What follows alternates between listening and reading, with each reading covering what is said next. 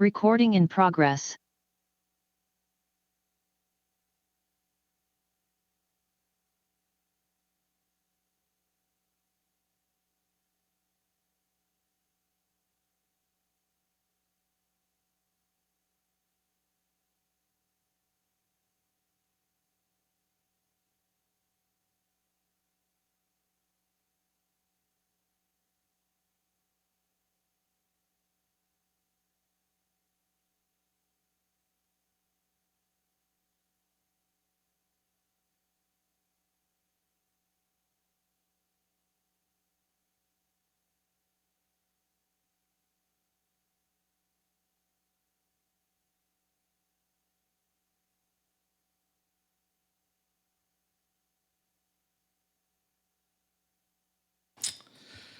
Okay, so I'm just calling this meeting back to order. Again, just respectfully acknowledging this meeting is taking place in the traditional territory of the Tonawis First Nation.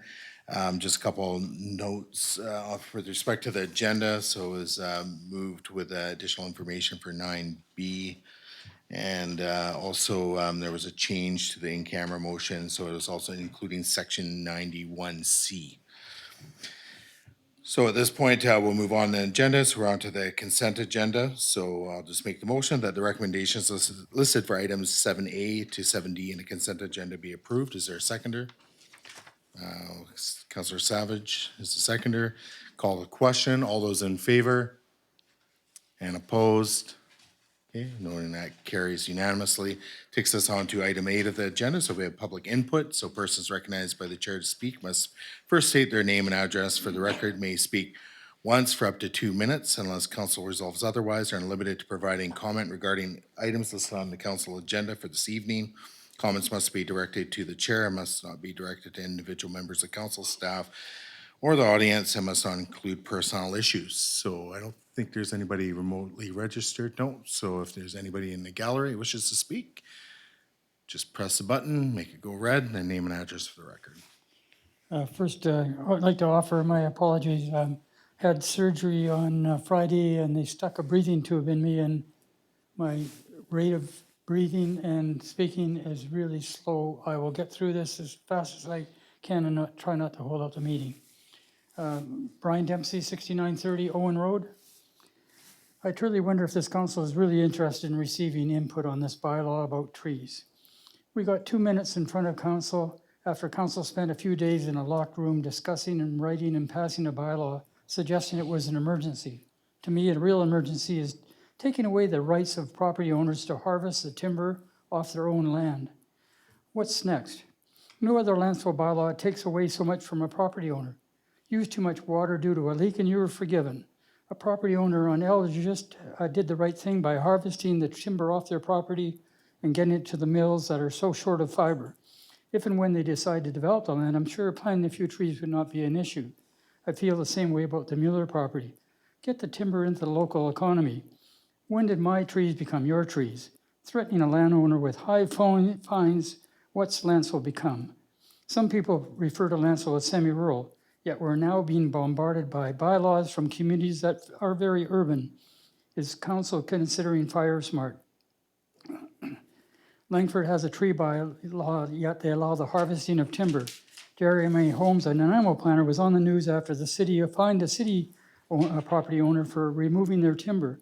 Had the property owner applied for a permit, Jeremy said the permit would have been granted, and in return for a promise to plant trees on the property in the future, a reasonable solution in my opinion.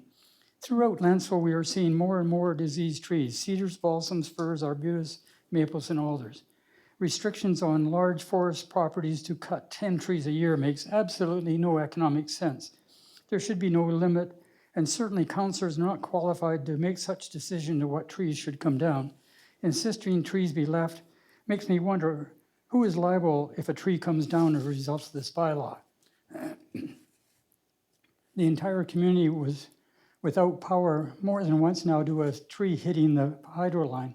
I would suggest Hydro would prefer to see no trees be left if it could fall and come in contact with their lines. Root rot is very obvious once a tree ends up on the ground.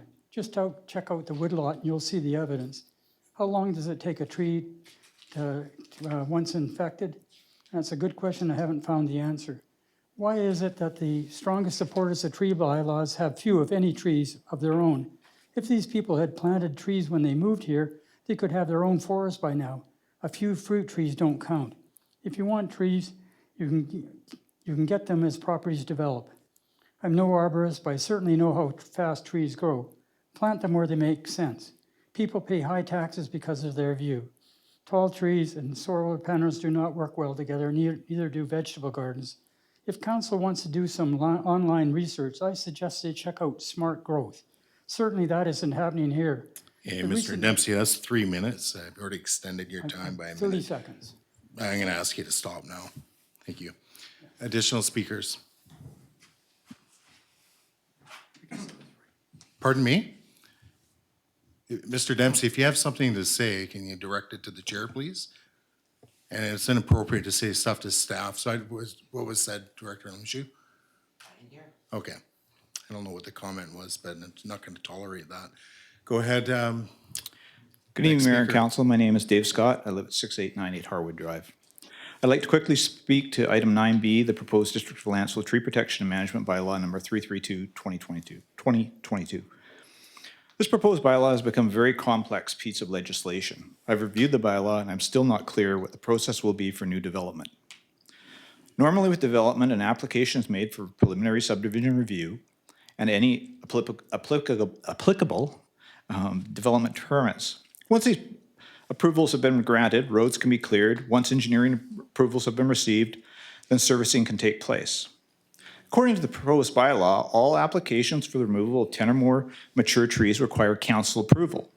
So even to clear roads, council will have to grant approval for a new development. What is less clear is potential replanting of trees removed from roads. How is this dealt with? If a development has smaller lots, it doesn't make any sense to leave large trees. They become a safety hazard. Does a developer just pay the $300 fee to the district for replacement trees? That just sounds like a new form of taxation. On a personal note, I grow Gary oak trees. I have several mid-sized trees on my half-acre lot in my yard. Under the proposed bylaw, there will be a protected tree. If this bylaw moves forward, as written, I unfortunately will be forced to remove these trees, as they're in locations that they will eventually become too large for. I do not want to be subjected to the processes required under this bylaw. I do not believe that this is what council desires, but I believe there will be a number of unintended consequences if this bylaw is passed. Thank you. All right, so that's it for public input. We'll move on then the agenda. So we're under 9A of the agenda. So we have the 2023 grants and aid applications. There's 3 motions there. I'm going to move the third motion. So the grant and aid application be approved in an amount of $1,500 to the Rotary Club of Lantzville to help fund signage production and maintenance for a mental fitness trail to be established along the Enon Trail between Clark Drive and Ware Road in Lantzville. Is there a seconder? Second by Councillor Savage. Discussion on this motion. I'll start it off. I was quite pleased to see this in our agenda. I believe the information that's contained in the agenda is pretty self-explanatory. This is an excellent initiative. I think when looking at grants, this one ticks a lot of boxes. And I think the one that really ticks is collaboration amongst different groups and making this happen. And the story behind how this was initiated is quite rather sad, and that's also included in the materials. But I think this will be a one-of-a-kind trail to be established. I think it's an excellent initiative. I can't say enough positive things about it. And part of it, and it speaks to it as well, is there's going to be a memorial bench for an individual that did take his life, and he had a long-standing history of mental health issues. So I think it's an excellent way to honor someone, but also bring awareness to mental health issues. It's out there, and there's a certain stigma around it, and I think anything that can kind of remove that stigma is definitely welcomed, and I sure hope council can get behind this $1,500 request. So to the seconder, and then Yes, thank you. I totally agree with this one. The Rotary Club hasn't asked us in the past that I'm aware of a grant in aid, so I certainly will support this. I love the sentiment behind it. And for me, one aspect is to have mental afflictions, illness, problems, however you want to phrase them, to not be something to be ashamed of, and it's something that should be out in the open because there are a lot of ways they can be helped. For example, depression is one of them that with approaches these days, there are solutions to it, medications and so on. So that's what I'm hoping that comes out of this is just one more small step to bring it out in the open, and no one should be ashamed of it at all. So I think it's something our community can be proud of. And I'm very supportive of the Rotary Club for all they've done over the years as well. Couldn't go to a better group, so I'll certainly support it. Thank you. and through the rest of the council. Councillor Lerner, go ahead, and then Councillor Jones. Yes, just fully in support, and just I would note that I think that when it comes to grants and aid, they're very well worthwhile working in the nonprofit sector. I know just how nonprofits squeeze every penny out of every dollar, and so I'm very supportive of what these organizations do with this money, and I can fully support this motion. Thank you. Councillor Jones. Yes, thank you. I also fully support this grant request and thank the Rotary Club for their work. They work in many. I'm grateful to them for taking this one on. It's a huge step to bringing mental health issues into the open, and it's a huge step to our community showing support for people that struggle with mental health.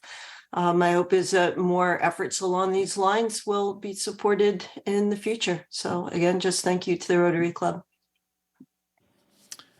Any additional comments, speakers? Okay, hearing nothing, I will call the question. All those in favor and opposed, that's carried unanimously. All right, so there's a couple other motions there through to council. Councillor Lerner, go ahead. That a grant in aid be approved in the amount of $1,000 to the Mid-Island Air Search and Rescue Society to purchase equipment for air crews, Bose 820 headset, iPads for navigation. Okay, is there a seconder to this? Second by Councillor Savage. Councillor Lerner, go ahead. Yes, I think the work of the search and rescue is so important. I reviewed their application, and they're looking at a few different sources for this funding. I believe that the $1,000 would go a long way to their $2,000 goal. I know that they requested $2,000, and they're also looking at other sources. So I think $1,000 is a good amount of funding. I would note that with those two grants combined, it would take us to our current budget amount, but I think it's okay to go over on this a little bit. I think it's more than worthwhile. So I don't think it should preclude us from potentially approving other grants in the future. We would just have to amend the budget item. So my thought here is that that we approve this, and I note that there was just 2 years ago a very large search and rescue operation right here in Lantzville, and I believe it was concluded successfully. So congratulations to them and good work. Thank you. Councillor Savage is the seconder. Yes, thank you. So I would prefer this was $500 so that the Boys and Girls Club could get $500, but it sounds like you're planning to raise our grants and aid up to $3,000 this year, Councillor Lerner. So my only worry of that is I don't want to turn the grants and aid into a major funding source in our budget where suddenly we're getting all sorts of things. It's just a quiet, small thing. It's traditionally been this way for many years, so my preference would be to leave it at $2,500. But through chair to staff, what is the process if we wanted to raise the amount to $3,000 for grants and aid? Is there some legislation we'd have to correct, budgetary or? Well, the nice thing is that you're not finished the financial plan. Normally by now it's done in the fall and so then you would have to give an instruction to amend it. But you're in the process and you'll be meeting again next Wednesday on the financial plan. So it's not precedent setting. You have had a previous year where you went above the $2,500, but it does require more taxation. So you would need to, at the financial plan, well, if you've got the motion here and it says it's coming from the grants and aid, then it would get increased. Yeah, so it's very simple. Thank you. Yes, I recall the Historical Society fireproof bookcase was up there. So I think that might have been one of the years we went over. So I'll wait and see. I'll go with the will of council. I'll wait and see what others have to say. Thank you. Through to the rest of council. Councillor Jones, go ahead. Yes, thank you. Anytime one gives money for grants, the decisions are always difficult. And in this case, we have 3 applications and they're all very worthy.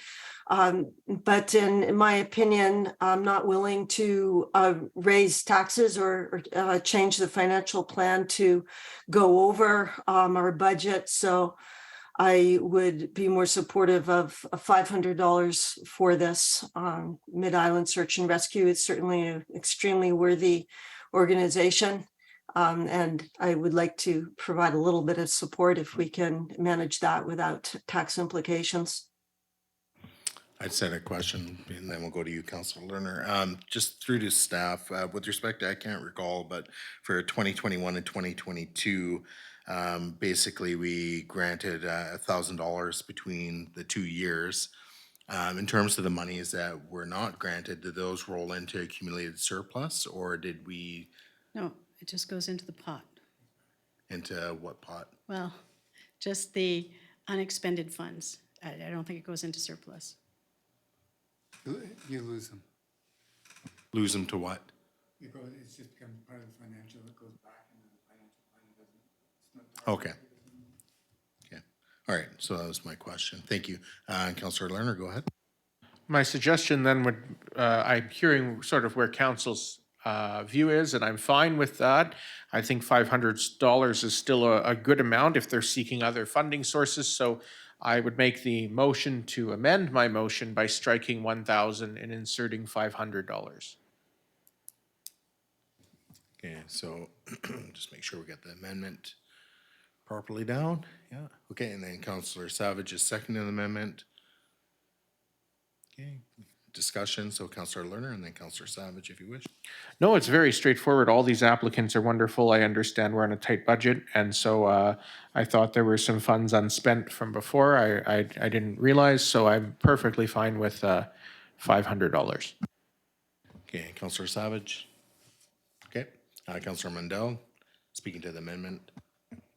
Yes, I won't be supporting this amendment because I was trying to speak earlier to the original, and that was in favor of the 1,000 towards the Mid-Island Air Search and Rescue. I think we have given 6 times to the Lantzville Boys and Girls Club. So I think that, and they have, if you look through the finances, they have quite the extensive budget, whereas some of the other 2 do not. So I would be in favor this year of, again, keeping in mind our financial obligations to stay within our budget. And I feel that's really important for this year to stay within that 2,500.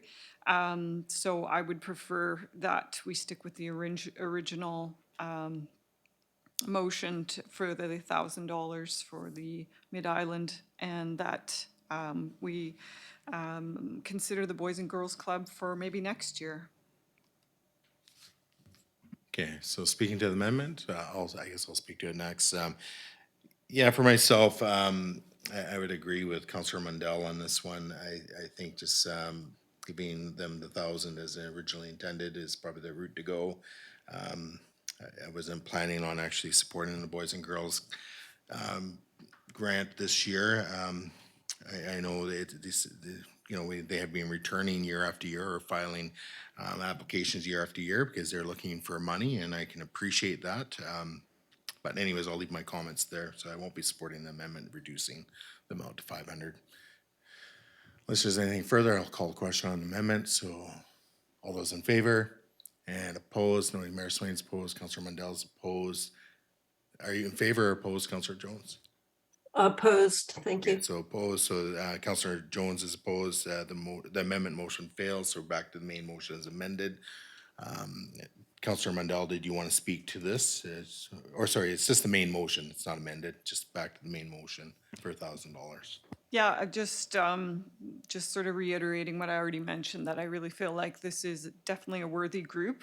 And it's nothing against any of the other applicants. I just feel like this organization, I don't believe that I see them on our list of people that we've donated or that we've given this grant to in the past. There's maybe not as much you can do with $500 when you're looking at replacing or purchasing electronic equipment such as iPads and headsets for navigation. I would think that, I think it's reasonable to provide them the remaining $1,000 that we have set aside for this grant. Okay, is there anything further? Councillor Jones, go ahead. Yes, it's definitely a bit of a no-win in my mind, because both are worthy causes. So I could only base my decision on that. We have provided support to Boys and Girls Club in the past. Like Councillor Mundell says, they do have a fairly large budget, but I would point out that this $500 that they have received is for the Lantzville Boys and Girls Club. And I definitely would like to give credit to them for all the work they do. I know it is much appreciated. Okay, unless there's anything further, I'm going to call the motion or call the question, pardon me. So all those in favor and opposed, and that's carried unanimously. All right, so anything with respect to the top one, or we're just going to move on?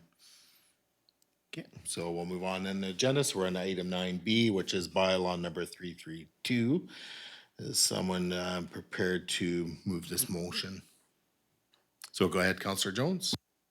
Yes, if it is the correct procedure here, I actually do not want to move this motion. I have another motion which takes into account part 2 of the motion, and I think will get us in a better direction with respect to the tree bylaw and public engagement.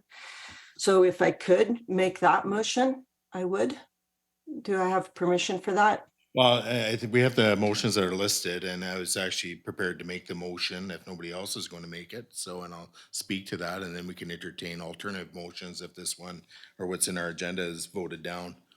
Because we don't have, I don't believe we have the motion that you would be suggesting. So I think it's probably more appropriate to deal with what we have here. So I'll just make the motion that the District of Lantzville Tree Protection and Management Bylaw number 332, 2022 be given second reading as amended. Is there a seconder to that? Oh, I'm not gonna get a seconder. Are you seconding it? Okay, so Councillor Lerner is seconding it. Okay, so it's on the floor. So the reason why I'm moving this is I want to move this on to have proper public input,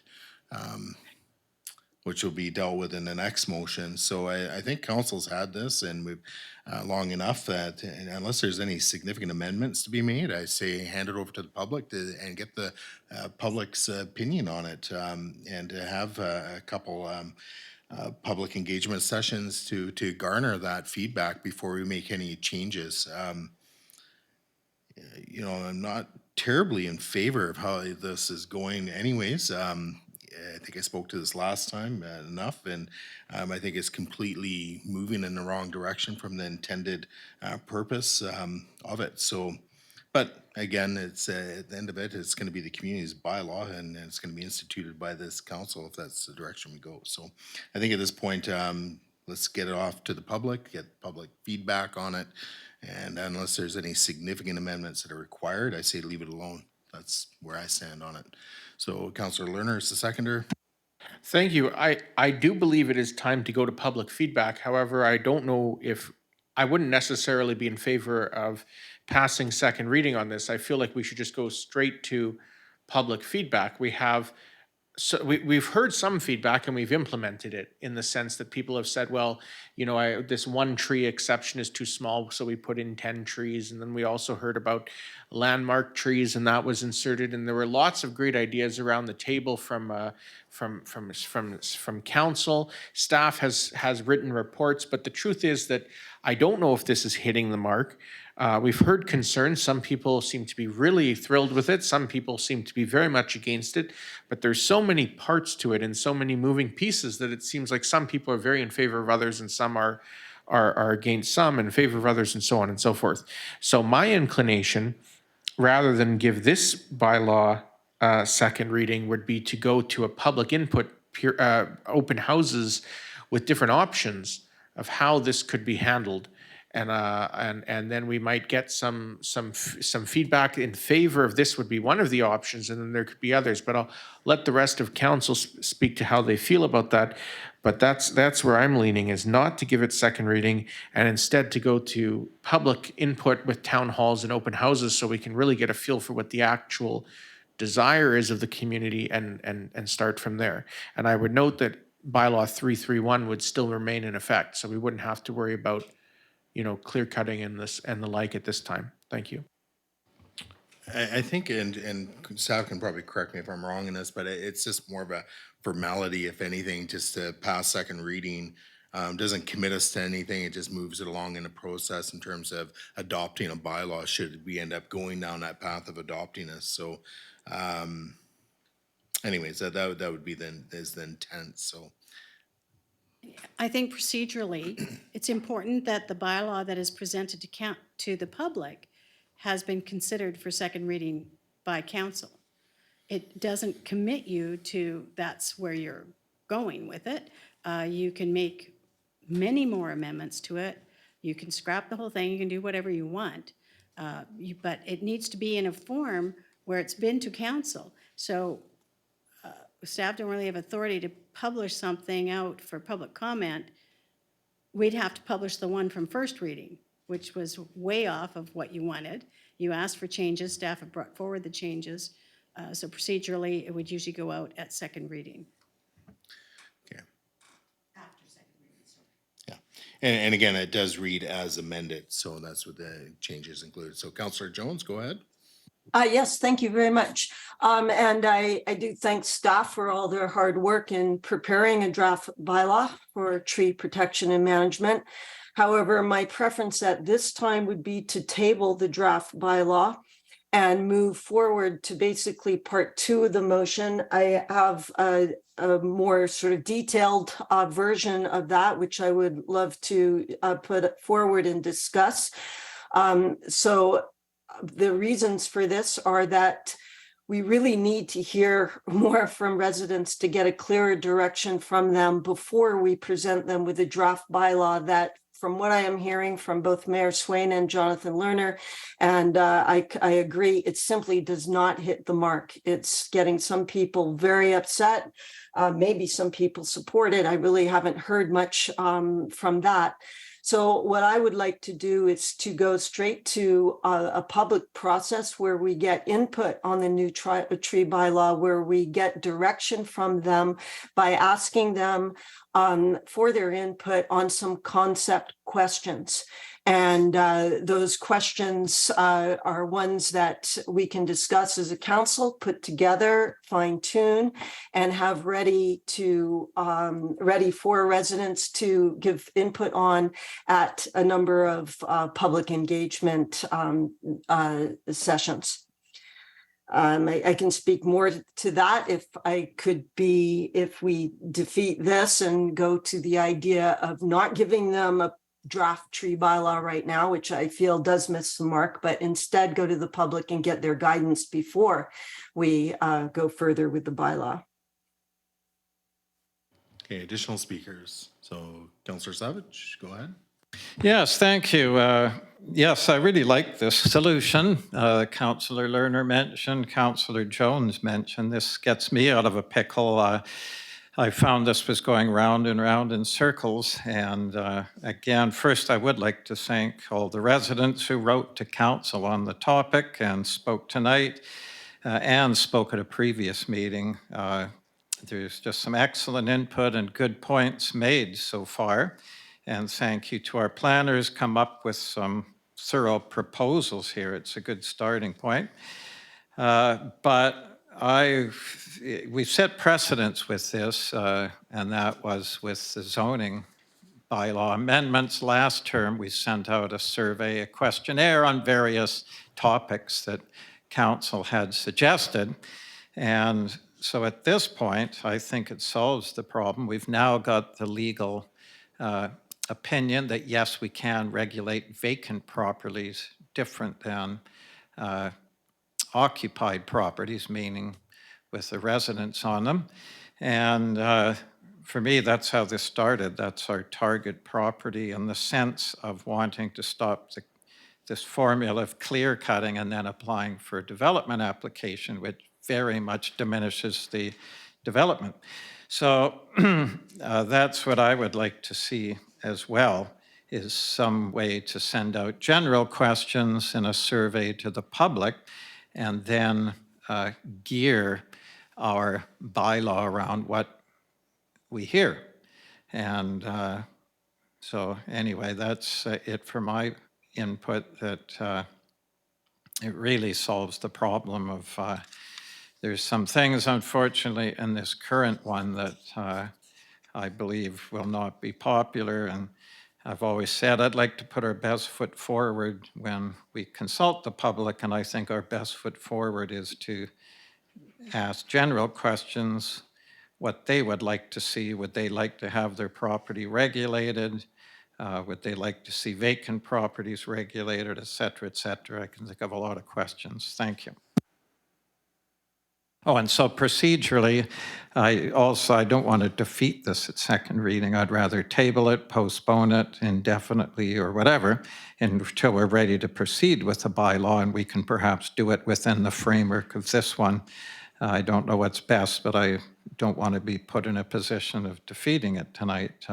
I see this as a stepping stone, just to leave it on the table until we can get all the public feedback and then go from there. Thank you. Okay, additional speakers? Yeah, I was just going to speak to it. Have you spoken to it? I can't remember. Yeah, okay. Yeah, just again, I think by moving this, doing a second reading, again, it doesn't commit us to anything, and if anything, it will provide a draft or example bylaw to the community when we do have these public engagement sessions. So at least it's something rather than nothing. Otherwise, staff is, and I don't disagree with the, maybe the direction this will go in, which is, garnering more feedback from the community on where we go with tree management and associated bylaw around that. So I see there's no harm or foul in moving forward with just giving second reading as amended, and then at least there's something for staff to work with when holding the public engagement sessions, because essentially that's what staff will be doing on behalf of council and trying to garner more feedback about the bylaw, its shortcomings, its what people really like about it, and so on. So we can table it, but why wouldn't we want to just have something to present that we've kicked around a bit already and say this is kind of where we've got it to? The one thing that's concerning me a lot is the fact that I think we somewhat committed to being done with this by now, and it's dragging on and on and on with the current bylaw in effect, which basically prohibits cutting trees on lots of greater than an acre. So yeah, unless we're going to act, again, I think we need something to work from, and then I guess that may cause undue delay and so forth, and moving it forward in a more expedient fashion. But anyways, we'll see what council wants to do. Councillor Lerner, and then, or actually you haven't spoken yet, have you? So Councillor Mundell, and then we'll come back to Councillor Lerner, and then Councillor Jones.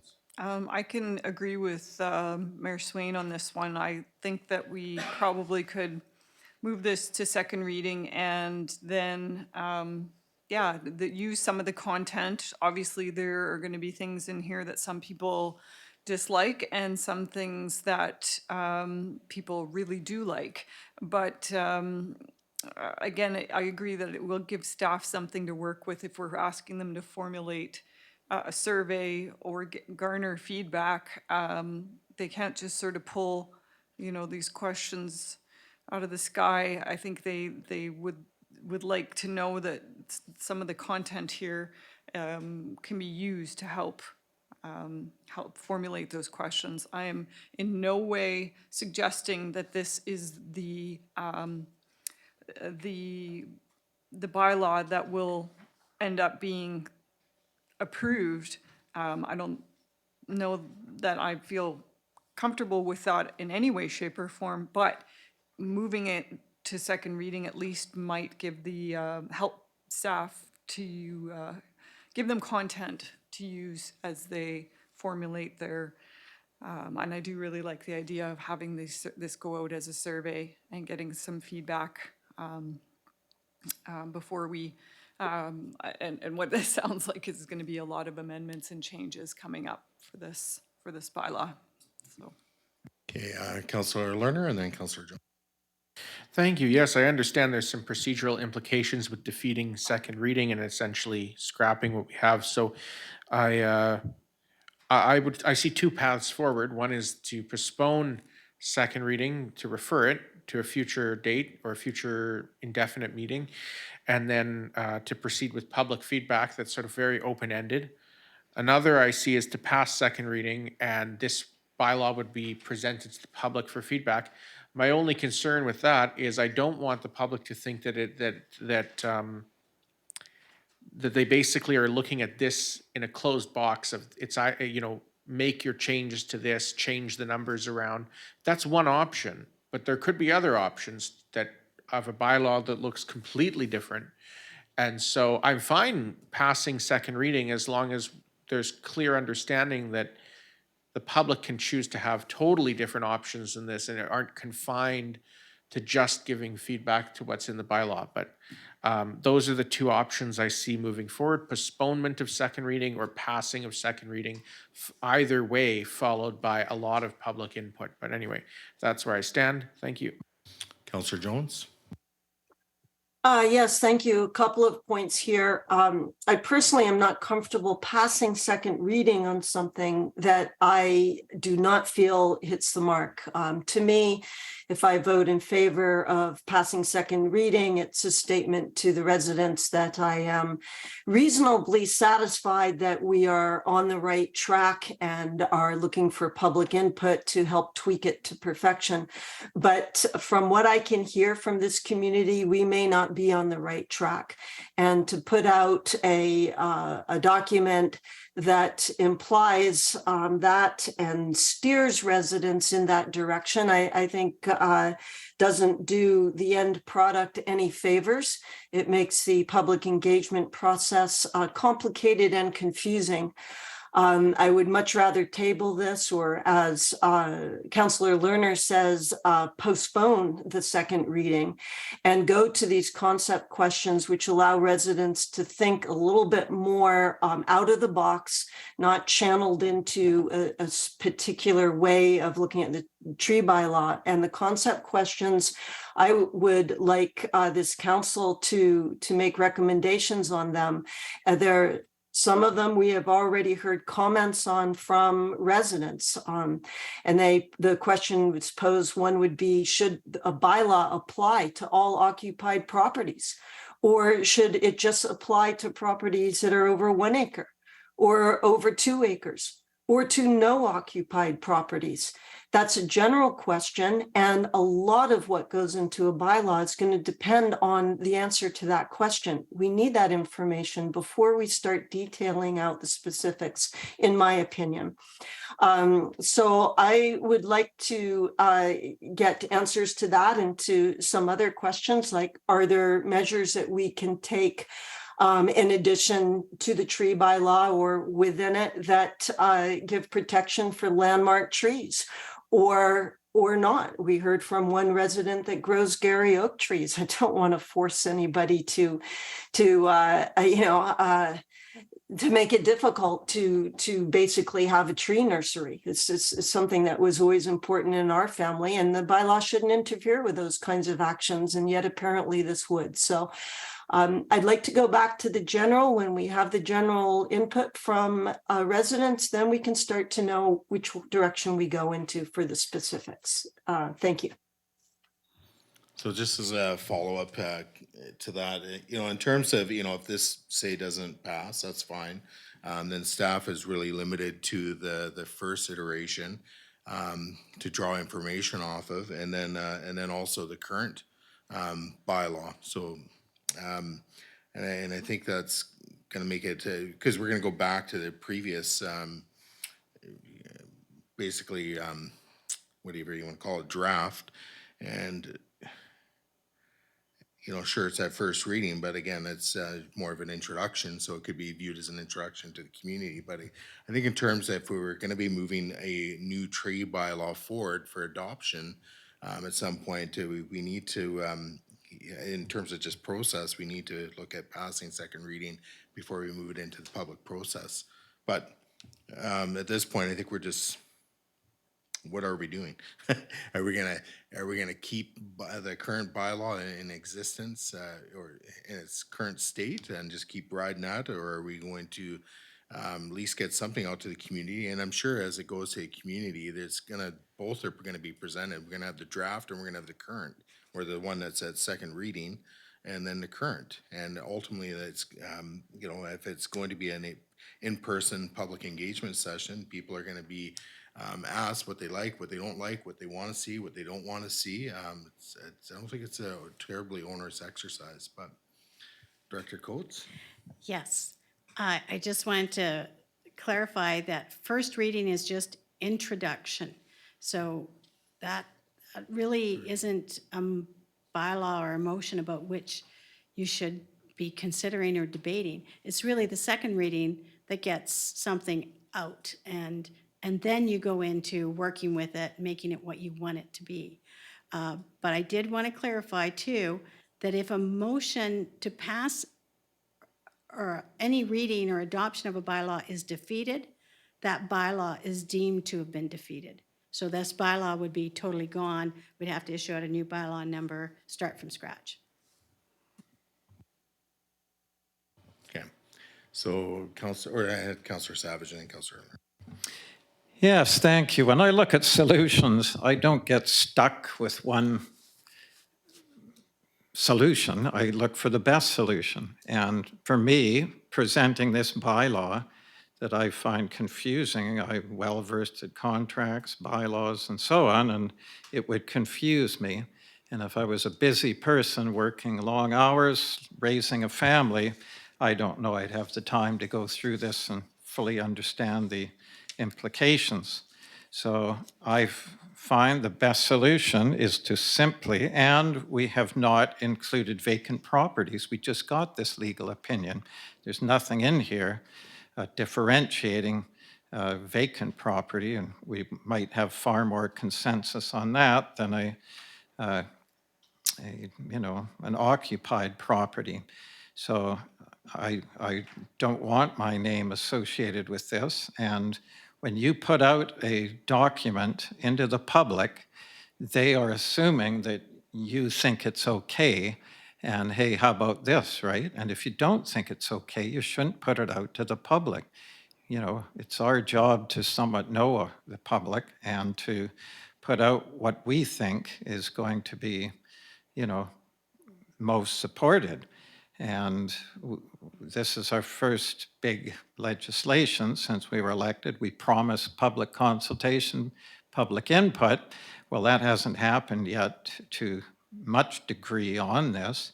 So I think this is a prime opportunity to get the input. And we can supply the questions. It's very simple by email. It can come back perhaps next council meeting to review the questions, refine them, put together a survey, and we're fine. I think the questions are quite simple, but these basic questions haven't been asked or answered as far as I'm concerned, and that is, what's the best approach to make sure Lantzville, stays green with a decent tree canopy? Do people want to do that voluntarily on their property? I've heard from Mayor Swain, he voluntarily plants trees. I do. Our speaker tonight indicates he does. So if you look around Lantzville, it's green everywhere you look. I can't go anywhere in Lantzville without seeing trees. And if you look at a map, you'll see that very little of that property is public. So everything's been working fine over the years. It's just this new behavior where properties are being clear cut before they apply for development is what I want to target. And I want to ask the community first before we start getting into heavy regulations on the property. And I want to ask them that question first. Do they want their property regulated before I start proposing regulations?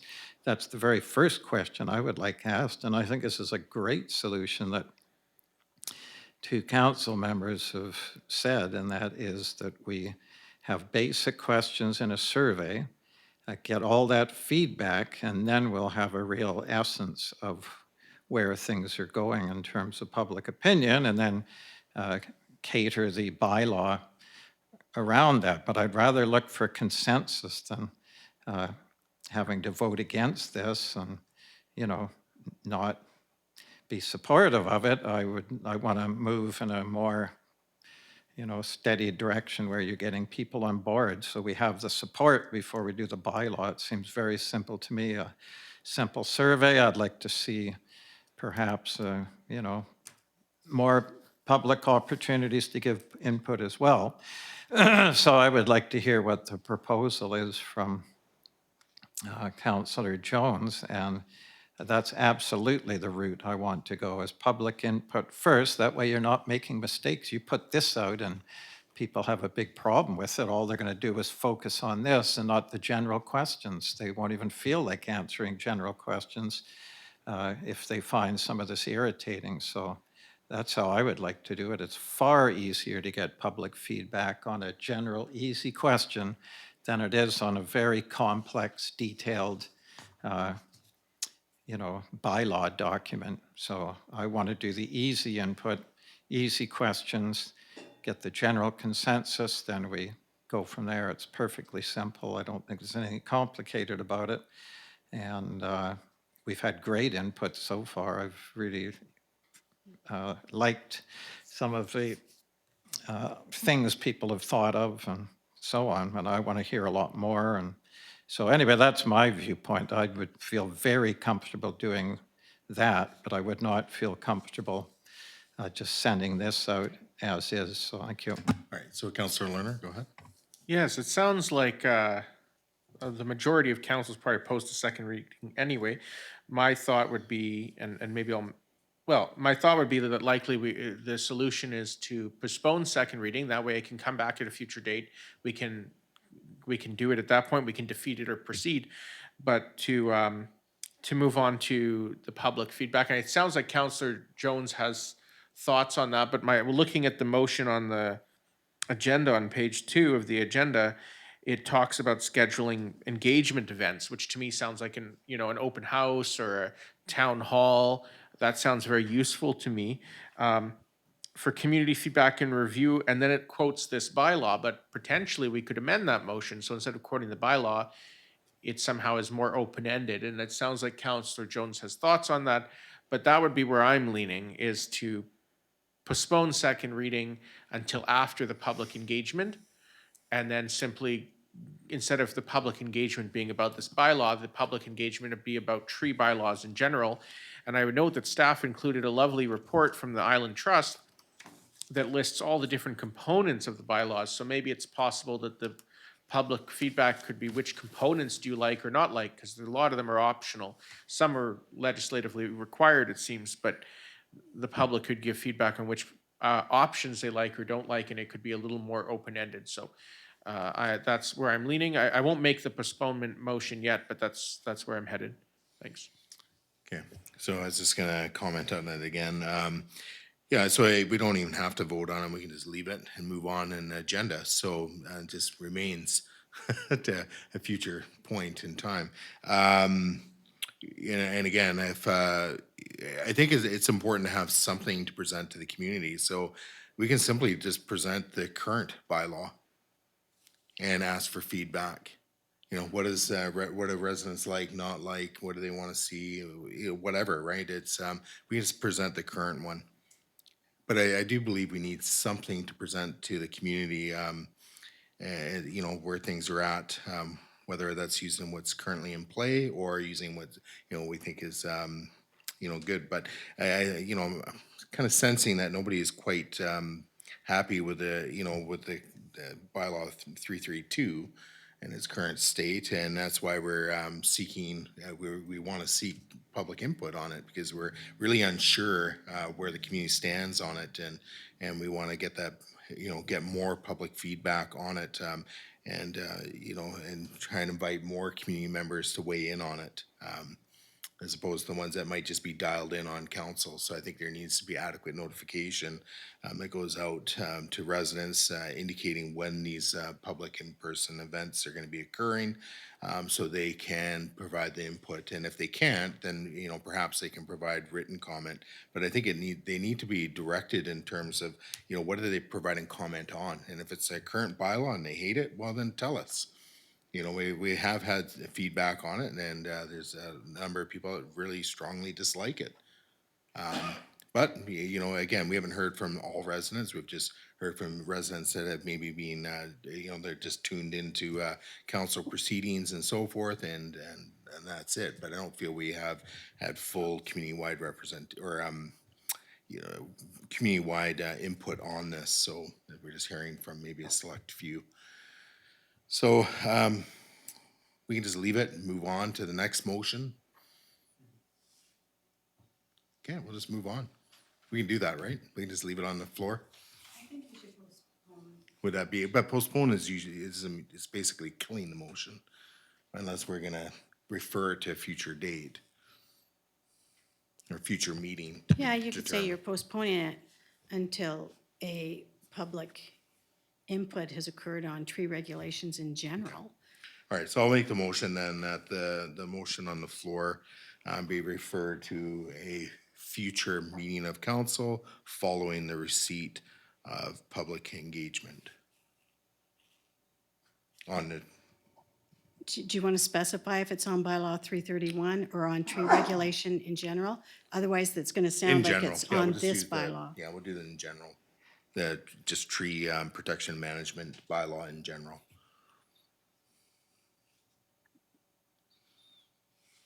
So the motion be postponed until?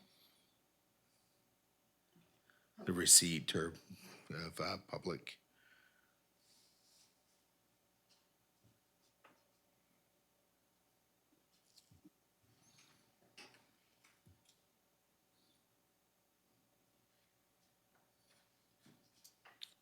I think Councillor Savage had the quick draw on that. I've got that the motion be postponed until public input has been received on tree regulations in general. So voting on the postponement now. All right, so unless there's anything further, we'll just call the question on this one. Okay. I call the question. All those in favor and opposed? That's carried unanimously. All right. So now we're on to the second motion. So Councillor Jones, go ahead. And if you have your Yes. motion that's similar to this, then go ahead. You can. Thank you. If I could make a motion, please, that council directs staff to establish a process of public input for a new tree bylaw, which includes the following. You want me to reread that again before going on, or go on?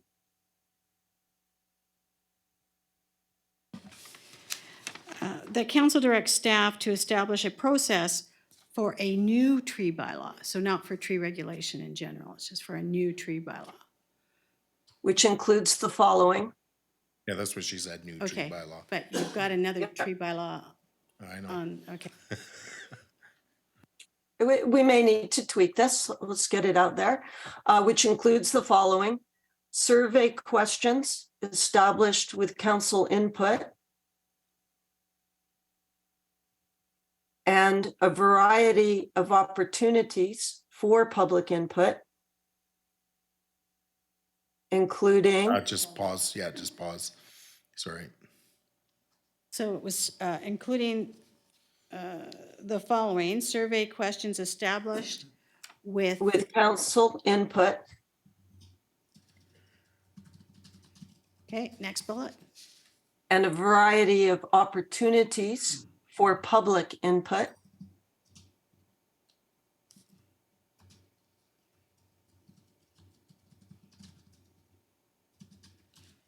Yes. such as an open house at Coston Hall,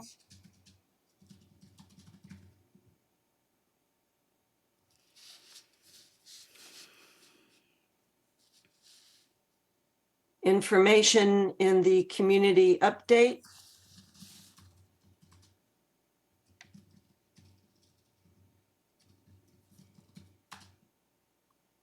and survey forms available online.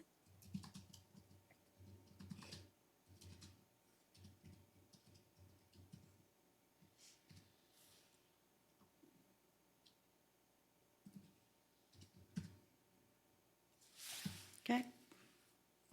All right, is there a seconder? So second by Counselor Lerner. For discussion, go ahead, Counselor Jones. Yes, most of this we've already discussed.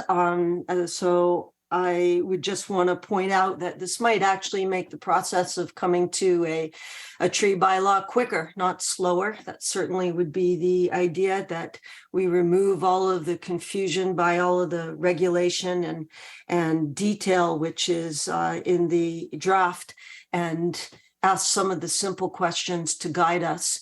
I would note that it is very unusual for tree bylaws to be done really quickly.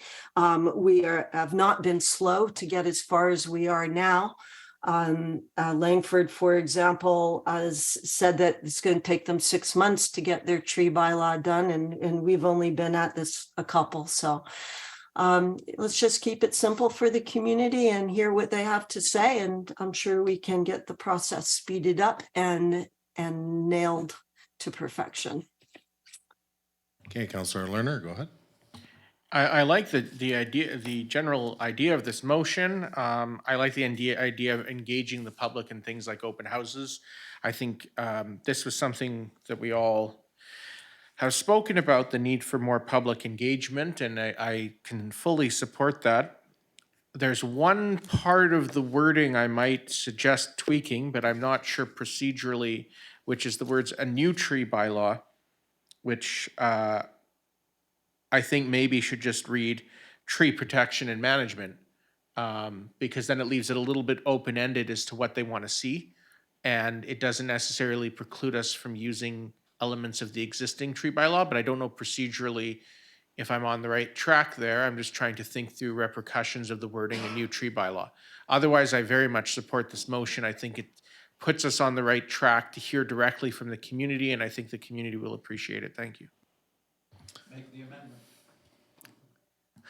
Okay, I would like to make the motion of amendment to strike the words "a new tree bylaw" and replace with "tree protection and management." And do we have a seconder to that? Second by Counselor Mundell.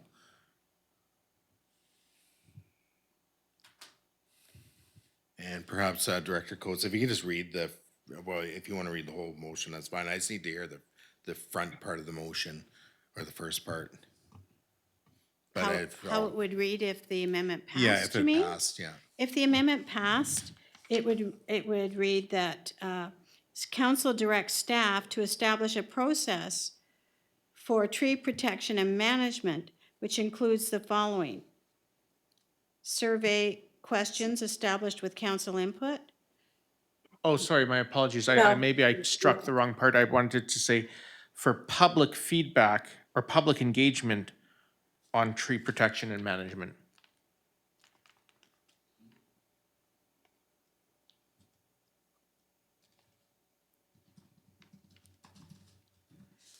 So now it would read that council directs staff to establish a process for public engagement on tree protection and management, which includes the following: survey questions established with council input, variety of opportunities for public input, such as an open house at Coston Hall, information in the community update, and survey forms available online. Yes, that's what I was hoping to achieve with the amendment. Thank you. Okay.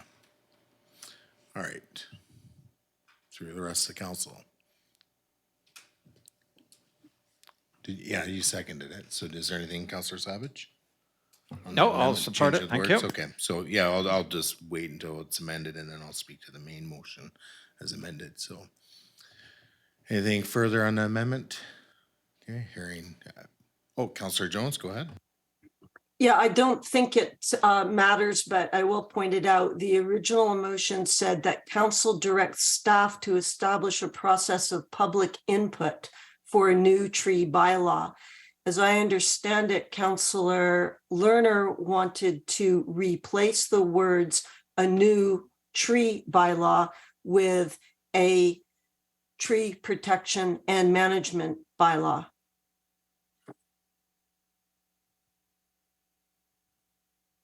Yes, I think, yeah, that's where I was headed. Thank you.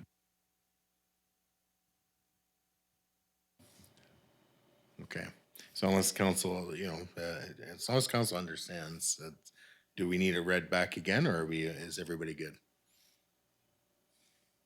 Okay, all right, so I'm gonna call the question on the amendment. All those in favor and opposed? That's carried unanimously. Now we're back to the main motion as amended. Further comment, debate? Councillor Savage, go ahead.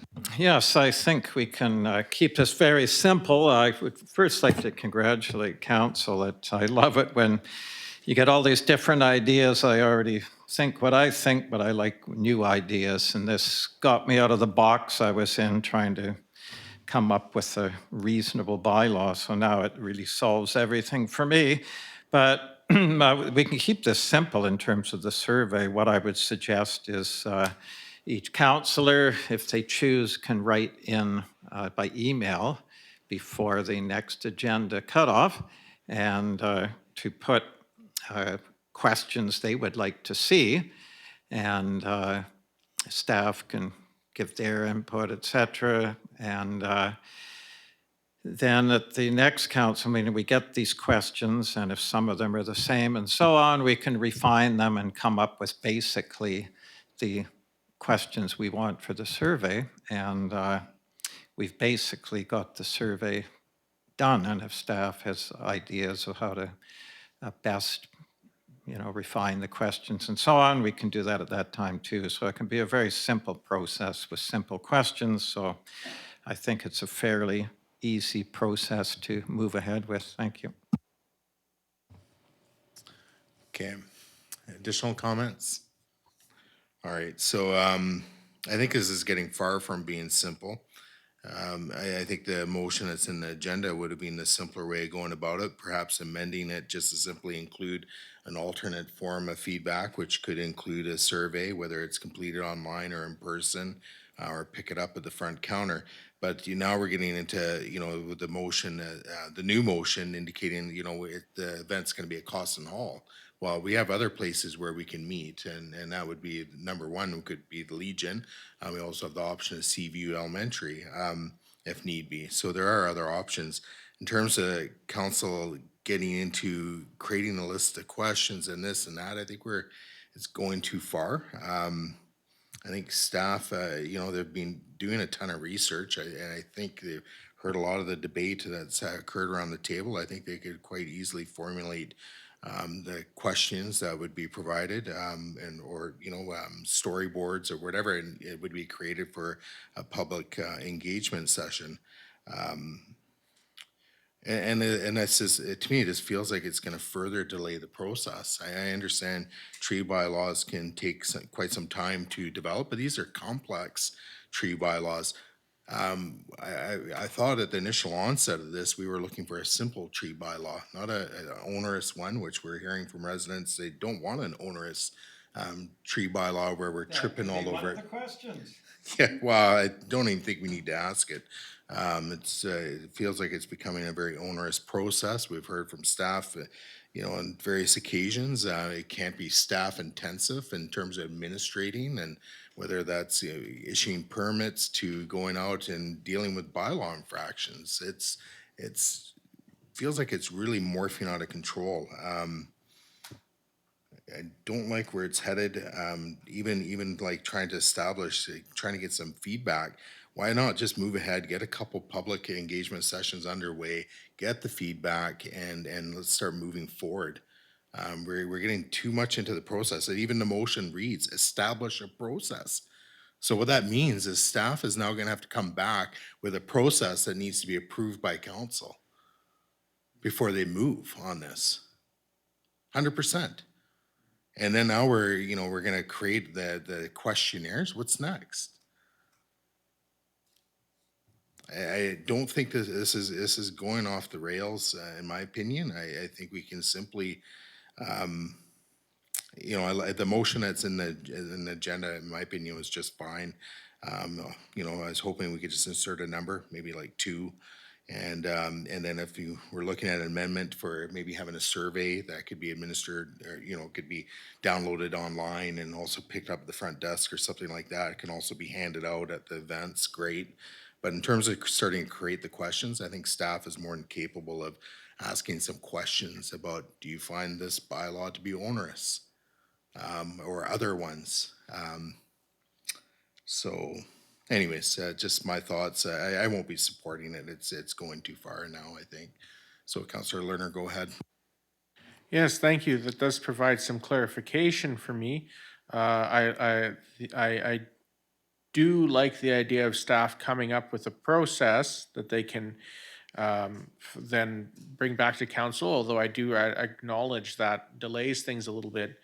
My thought is, if I read the motion correctly, it said, it seemed to say it was that these were options, for example, an open house and or surveys an option, questions with community input with council input's an option. I'm not entirely sure if I understood that correctly. My thought would be that staff would come back with a report saying, here's when we recommend holding an open house. Here's the recommended venue. So for example, it said such as an open house at Costin Hall. So Costin Hall might not be the venue that staff recommends or that's available. And that way we would probably have to approve as council the open house dates anyway to make sure we're, available to attend a town hall, for example.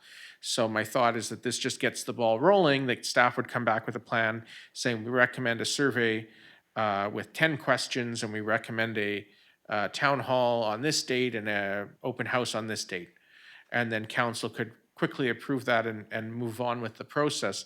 When it comes to input on the questions, I'm of two minds. I understand that staff know a lot about the bylaws. It's very important that staff be able to formulate questions that'll be important for them in constructing a bylaw. I also at the same time feel that as counselors, we need to be able to make an informed decision on what the public wants. And so not necessarily that we would dictate the questions, but that we would be able to give input on what sort of area we're looking for to make a decision.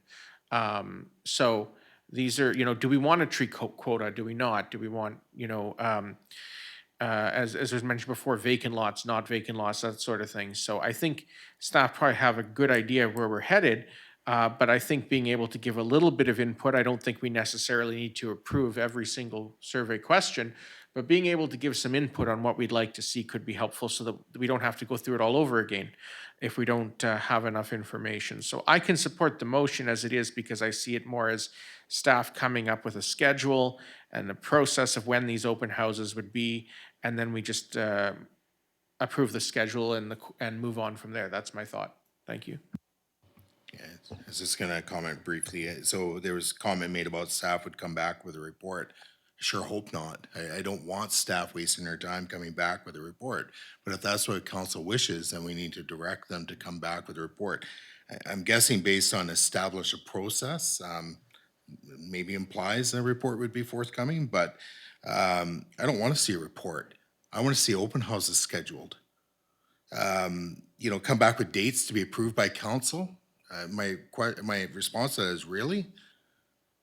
Like, staff would be scheduling the dates. We don't want to be approving dates, and it's not based on our availability. It's based on the community's availability to come to open houses. So sorry to sound kind of gruff about this, but you know, I think council has to be careful with respect to how much we're getting into the administration side of things, and doing this work, and you know, we need to step back and look at the policy, look at the bylaw development, and so forth. And the next step is let's just get the feedback. I want to see it, some dates scheduled. And, you know, it's, if council wants to amend a motion to say we want to have some, you know, a survey to be available online, you know, that's done in tandem, fine. But in terms of creating the questions that go on that, you know, if staff doesn't feel like they have the qualifications to do that, they can seek outside, you know, help with that and develop a proper survey. But I don't think it's in our purview to be developing a survey and around the questions and so forth. But that's just my opinion as one member of this council. Councillor Savage and then Councillor Jones. Thank you. Now, Mayor Swain, you're so hard on good ideas. This is a fabulous idea. Now, council has to have input on the questionnaire survey because we're designing the bylaw. It's as simple as that. If you're leaving out an important question like, do you want vacant land regulated a certain way versus occupied land, that won't be included necessarily. How will staff know what we want unless we give input? Takes me 10 minutes to do things often, so it's not a big hunk of my day gone. I'll just think of a few questions that are important to me, send them in. That'll be the content, and if then staff can design the questions from there, but I'd like to hear from all of council, and you may want that question included. Should it be a simple bylaw or a complex one or whatever, right? We can all give our input as to what content we want covered, and we do that in the form of sending what, you know, an example question, and it's what I would suggest, and it can all be done quickly, and that'll save staff time too, where they don't have to think of everything. We can be helpful in the topics we want covered and asked, that's all. So anyway, I'm very pleased with this, hugely pleased with all this, because now we've got a straight course forward. Public input, a lot of it. Easy to find out exactly where the public is, and we move ahead from there, design a bylaw around that we're all satisfied with, or the majority is, and we go from there. So I think it's very simple, the whole thing. Thank you. Okay, Councillor Jones. Yes, thank you. And Mayor Swain, you're quite correct. There's absolutely no intent here to ask for a staff to prepare a report.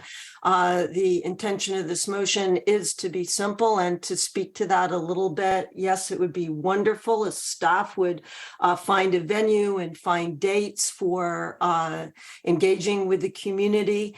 And if there are other ways for public input that they see fit, then by all means, let's hear them. I merely threw out a couple of ones that may be suitable for consideration. And as for council providing input on questions, I feel very strongly that council should provide some input. We are here to represent the will of the community, and there are questions that I have that I know I want to hear from this community. I have all of 4 questions that I have already, written. If we approve this motion, that I'll fire away to staff tomorrow. And there's just no need for this to be taking a lot of time. I think we can have it all ready to go after our next meeting, dates and everything. Thank you. Okay, I'm just going to ask a clarification question through staff. So with respect to the motion as written at this point, and as amended, with respect to establishing a process, how would that work? How does staff see that happening? Would a report come back to council? How are you going to stick handle this request of council? Your worship, through the council, generally speaking, the way the motion's written, it does almost imply that there'd be some sort of report back to council on the next steps, if you will, unless council specifically says that you don't need that. But certainly, I think, what I'm hearing here is that council wants to have some and some certainty with respect to the questions that are being asked, so that we don't get into a situation whereby surveys developed and council's not comfortable with it, and then we're back to square one. So I guess in my simple mind, listening to the discussion tonight, I do anticipate that I don't expect that it's going to be a 20-page dissertation on the public process, but certainly, an outline as to what the next steps are with respect to proceeding with the getting input and feedback with respect to the tree bylaw. Okay, thank you. And just as a follow-up comment, we've already approached this subject in terms of getting community feedback or engagement, and we did get a fairly comprehensive staff report back. And it's, again, just cautioning council, like in terms of establishing a process that could be quite onerous. And will staff, I guess at the end of the day, will the result staff comes up with, is that going to be approved by council, or are we going to be kicking around further and so on? It's when you're engaging, anybody, or it's a complex process. And so as we have even going through just the exercise of the survey monkey and bang the table and that stuff, it's there's lots of things that are available, but what is the best way of doing it? As you've probably heard from me tonight, I just want to get it done, and the quickest way to that is a couple open houses and perhaps augmenting it with a survey. But and without having staff come back to council and council having to approve whatever plan staff puts in place. So, Councillor Lerner, go ahead. Yes, I want to apologize. I think I misunderstood the process. I thought that with town halls, it was always that, or open houses, that there was some sort of scheduling involved, and that's not my intention to step on those toes. So, maybe it's a question of what is the best way forward for staff to begin the process with the understanding that when it comes to survey questions, they would seek council input on those questions. I don't think council needs to necessarily give input on the exact venue and the exact date of the open houses. I'm more concerned about the survey questions. So maybe, and I don't know if it may be through the chair to staff, or through your worship to staff, would it make sense if we change the word from establish a process to enact a process, which would begin the process of those things, but then we would somehow include direction that council would be providing feedback or providing input on the specific questions of the survey. So that way it's the best of both worlds. So that's just my thought. I'm just curious as to whether that would change the meaning of the motion or not. I was just going to jump in on that, and then staff can have a crack at it. You're still indicating there's a process, but I don't believe there is any process like that it actually exists. So, but through the staff, maybe there is a process that exists. There isn't an official process at this point in time because the discussion's been focused on the bylaw and the contents of the bylaw. And certainly this discussion's been very helpful for staff in understanding, okay, what are the goals and objectives with respect to council and seeking public input. The wording that Councillor Lerner is suggesting, I think certainly staff can work with that. As long as there's a clear understanding that, staff doesn't have to come back with a formal process with laying out the full course meal in terms of next steps, but rather focus on making sure that council is comfortable with the questions that that go out to the public. I think, yeah, certainly we can, staff can certainly handle the logistics of the rest of it, and move forward with getting the public feedback necessary to move this bylaw forward.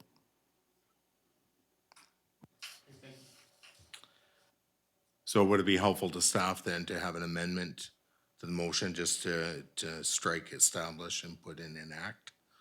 Okay, so I'll make that motion to amend the bylaw, or sorry, amend the motion on the floor by striking the word establish and inserting enact.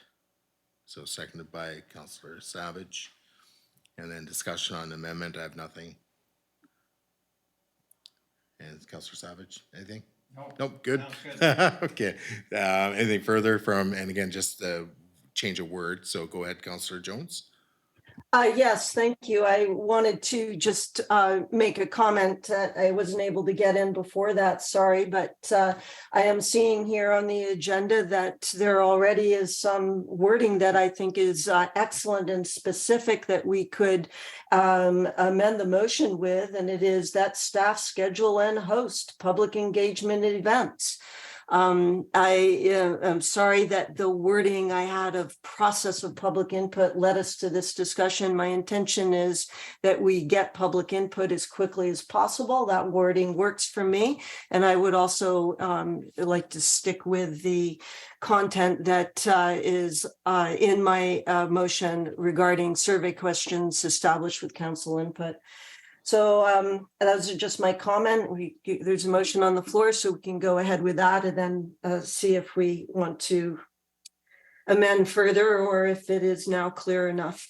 Okay, so unless there's anything further, I'll call the question on amendment, which is just switching out the word process with the word, or sorry, the word established with the word enact. All right, so I'm gonna call the question. All those in favor and opposed? And we'll call that it's unanimous. There's a slight time lag there. All right, so we're back to the main motion as amended. Is there anything further? Do we want to have 2 public engagement sessions or just leave it as is? That's really the question through the council. Okay. A point of clarification. The motion, as I read it now, would enact a process that would include the survey and an engagement session. Is it important that we include the number of engagement sessions? Is that what you're asking? Yeah, I think it is, because again, we want to try and give all residents, ample opportunity. So I would assume that there would be probably a weekday one, and then it'd be maybe a weekend one. But again, I'm hoping that we would capture, most residents in Lantzville, recognizing that we do have people that work, and then we have people that are retired. And the retirees can easily make daytime meetings and during the week, and whereas maybe people are working, it's going to be in the evening or on the weekend. So anyways, I don't know if we just want to keep it as a singular thing or if we want to specify that we want to go with 2. Councillor Jones, go ahead. Yeah, my opinion is that a couple of opportunities for public engagement would be good. Just for clarification, the original motion asked for a variety of opportunities for public input. A survey is one of those. This by no means is intended to suggest we have to go with something like SurveyMonkey or whatever. The survey can be something as simple as stop by Coston Hall and fill out a simple survey. Or maybe staff feels it's easier to put it in the community update. Again, the intent is just to be very simple and efficient with this. Okay, or we can just leave it as is. Councillor Jones or Councillor Lerner. Yes, I'm not sure how to make this motion, but could we? I would like to make the motion to amend it to say a minimum of 2 input sessions, because I do agree about the different timing. Thank you. I think in the second bullet, it says variety of opportunities for public input, such as an open house.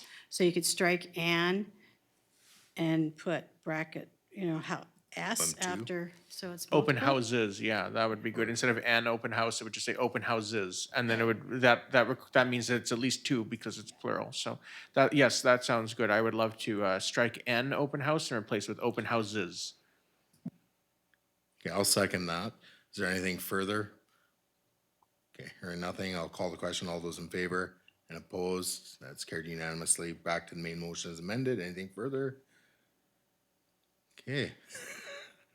Worked hard on this one, haven't we? Okay, so I will move then to call in question. All those in favor and opposed? Okay, that carries unanimously. All right, well done. Nobody jumped out of the chairs, good. All right, so that takes us on to item 12A of the agenda, so. Mary- Sorry, I Oh. meant to mention earlier, but you were heavy into this one. Under item 9, on page 18, there was an alternative recommendation if a grant did not get awarded. So alternative number 1 was that the request submitted by the Boys and Girls Club Central Bank of Ireland for $3,500 funding be denied. On page 18. Okay, so it'd just be clear direction to staff to make that motion so you can give notification, is that? Okay. All right, so I'll just make the motion that, and this would fall under 9A, that the request submitted by the Boys and Girls Club Central Vancouver Island for $3,500 and 2023 grant and aid funding be denied. Okay, and second by Councillor Savage. Any discussion? And like I just quickly mentioned there, it's just so staff can notify them that they were unsuccessful. All right, so unless there's anything further, I will call the question. Go ahead, Councillor. Okay, all those in favor? And opposed, that's carried unanimously. All right. It's not a nice motion to make, but it's necessary to notify them. All right, so we're on to 12A, which is Mayor and Council verbal updates. So I guess we'll start, Councillor Mundell. Nothing, well, actually, no, I shouldn't say that. We, just an update on a conference that we attended, a few of us attended over a few days last week. Local government officers, or I should say councillors and mayors attended, and it was a great networking opportunity. Got to meet and learn about some recommendations from a variety of different municipalities. So it was a good learning opportunity. So I just grateful to have had that experience, and just reminding everybody of this random snowy weather in February. So don't you hurt your back out there shoveling, and look out for your neighbors. Okay. Councillor Savage. Yes, thank you. I just wanted to acknowledge the passing of Burt Bacharach. I will not sing a song tonight. I only save that for Canadian artists. So no, this is a big event coming up. For me, it's going to be a big decision for council, but at any rate, I'll just introduce my plan, and that is I'm going to be acquiring a couple of toy sailboats, hopefully wooden ones, and I'm going to try them out in the ocean, and I'll make sure there's a line on them so I can pull them in. And I was thinking of asking others to try them out, maybe a couple of kids, see how they like it. John Dunn for sure, he was in the British Merchant Navy. We'll get his input. Anyway, if it's successful and they're fun and they sail well in the ocean and retrieve, then I will be approaching council for permission to try out a trial run on one of the beach ends for having a little shelf with some toy sailboats in it, with a ball of string, of course, and a way they can't get away on you. And as a trial run to see how popular it is, how it works, just to enhance some of the fun kids can have in the community.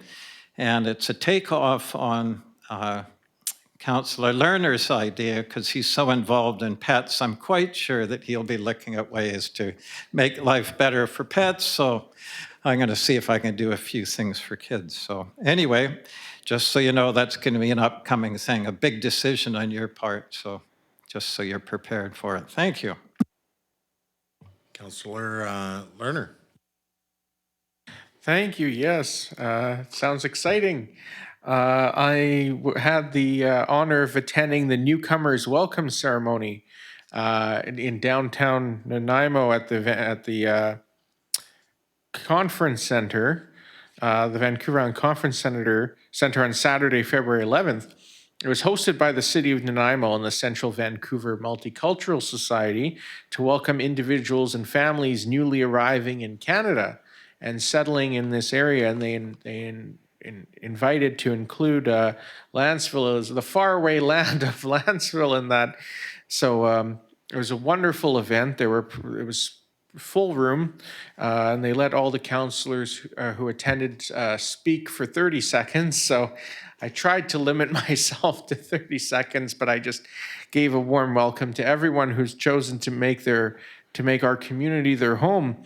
And there were representatives from the Multicultural Society, Canadian Parliament, BC Legislative Assembly, Nanaimo City Council, the RDN, and the Nanaimo Ladysmith School Board, as well as a Snuneymuxw elder who gave a blessing of welcome. And so it was very nice to see all the happy people there. And they actually had a lot of translators in the room helping people learn the language and everything like that. And there were some nonprofits present. So it was really a great opportunity, and I was honored to be there. Thank you.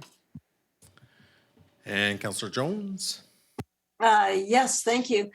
On February 14th in the afternoon, I attended a beach meeting to discuss the foreshore of Lantzville, and in particular to take a look at the impact on waterfront property owners caused by climate change, by the predicted sea level rise, storm events, surges, and king tides. We were fortunate to have come to this meeting Kelly Locke from Green Shores. She's a project coordinator there. And also attending was Harriet Rugenberg, a Lantzville resident and environment and foreshore expert, and Chris Cameron, a Lantzville resident. And sadly, he was not able to attend, but credit to John Dunn for setting up this meeting. Kelly Locke walked the Sebastian Beach foreshore area with us and discussed the challenges there that climate change will present, and the best practices that Green Shores has for mitigating the impact of sea rise and flooding on waterfront properties. Harriet also discussed these designs. She's been involved with them for a long time with Green Shores in the past, and gave us valuable information on foreshore management efforts that have already taken place in other communities like Parksville and Qualicum Beach. We also discussed the RDN's coastal floodplain map project and their flood management program. For residents that aren't familiar with it, if you Google RDN coastal floodplain map, you will get access to their map, which is detailed all the potential effects of rising sea levels and storms on the Lantzville foreshore. It is information that will be very pertinent to many property owners here, as it shows property boundaries and the expected impact on them from sea levels, king tides, and storm events.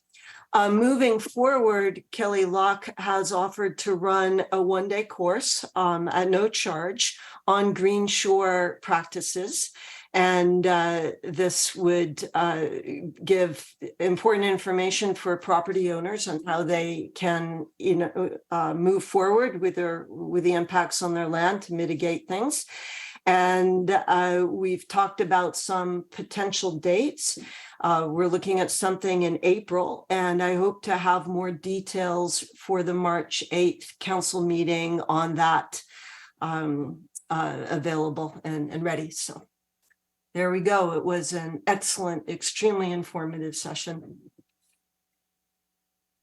All right, excellent. Yeah, so last week, some counselors and we did attend the LGMA sessions, and it was basically 2 days in total of various talks and education sessions on geared towards newly elected, but they also had some sessions for returning elected, and overall great sessions. And it's also a really great opportunity for local councilors to network with other councilors and mayors and so forth in neighboring jurisdictions. So it's an excellent networking event for sure.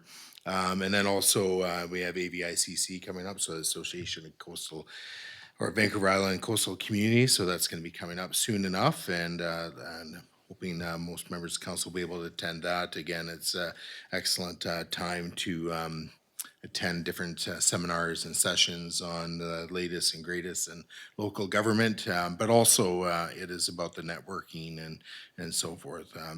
That's really important. That goes along with those events, because you just never know how important that may be one day down the road. So, and also, those events, they typically will see MLAs attending and such as well. So it's a good opportunity. And then obviously in the fall, we've already been given notification for UBCM. So it's something to turn our minds to and planning and for the fall or into September and attending that. And again, it's really about the networking and this is also the time council should be starting to turn its mind to, what ministries we'd want to be considering to meet with in the future as well. So park that one in your minds, but you definitely want to be thinking about, who you want to be talking to, and then we would be probably getting an invitation soon enough to make these formal requests for the fall, which, believe it or not, will be here before you know it. Anyways, so it was, and also the sessions last week were well attended, so it's really nice to see a bunch of new faces, but there's also some returning faces, so it was good to catch up with others as well. Other than that, we'll move on in our agenda. So next is we have the appointment for Director of Financial Services. I don't know if Rose is actually on the call. No. Okay. So I'll just make the motion that that Rose Liu be appointed as the Director of Financial Services for the District of Lantzville. Is there a second? Second by Councillor Savage.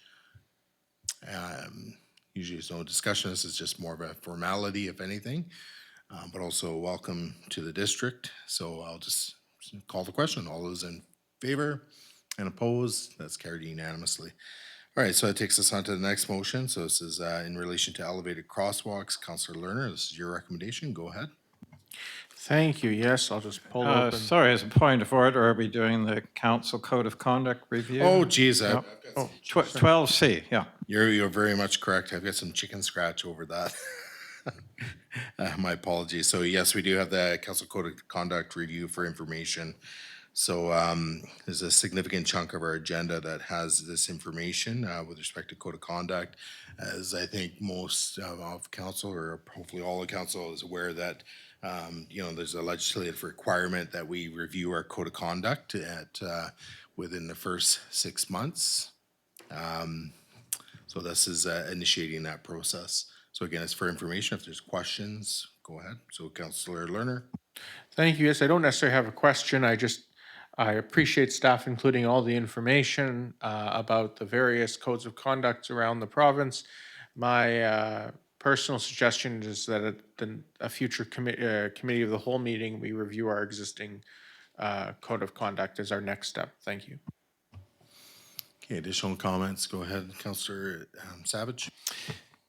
Yes, thank you. First of all, excellent code of conduct report in this agenda. Very enjoyable reading. It cites the relevant provincial legislation and the approaches some other communities are taking. So it was all laid out. I really enjoyed seeing the references in the community charter. In 2021, I believe it was, they came up with some new legislation provincially where we have to turn our attention to code of conducts. And if you choose not to have one, there's certain caveats with that, certain things you have to do.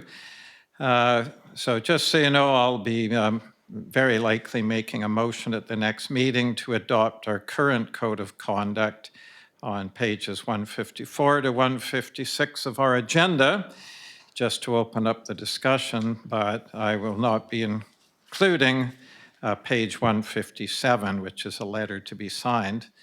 I just thought this will give council lots of time to read our current code of conduct and also to consider something else or another approach if you so choose. Our current code of conduct was written by UBCM, and it's basically espouses good life principles you want to use in your own life. So it's very well written.